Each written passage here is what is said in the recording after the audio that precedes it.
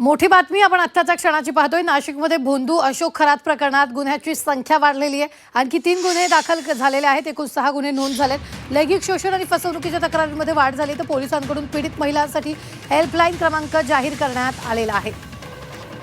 अधिक महिलांनी पुढे येऊन तक्रार करण्याचं आवाहन यावेळी करण्यात आलेले। नव्या तक्रारींमुळे गुन्ह्याची संख्या आणखी वाढण्याची शक्यता आहे। एसआयटी आणि पोलिसांकडून सध्या तपास अधिक तीव्र करण्यात आलेला आहे।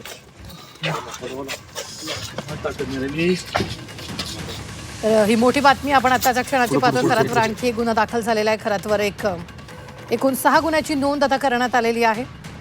एसआयटी आणि पोलिसांकडून तपास आणखी तीव्र करण्यात आलेल्या नव्या तक्रारींमुळे गुन्ह्याची संख्या वाढण्याची शक्यता आहे। कारण पोलिसांकडून पीडित महिलांसाठी हेल्पलाईन क्रमांक सुद्धा जाहीर करण्यात आलेला आहे।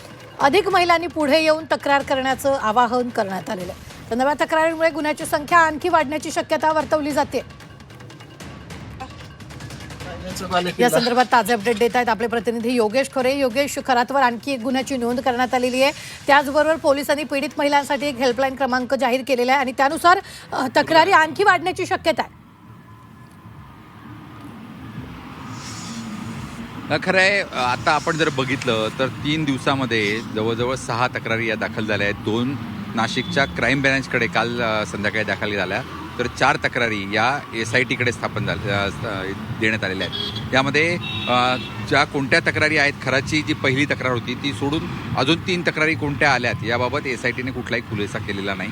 मात्र एकूण 6 गुन्हे या प्रकरणामध्ये दाखल झाल्याचं त्यांनी म्हटलेलं आहे। यामध्ये कदाचित महिलांनी पुढे येऊन त्यांच्याकडे तक्रारी केल्या असाव्यात, मात्र यामध्ये त्यांचं नाव बाहेर येऊ नये किंवा गोपनीयता राखली जावी या दृष्टिकोनातून त्यांची नावं ही देण्यात आली नाही किंवा तक्रारींचे डिटेल्स देण्यात आले नाही।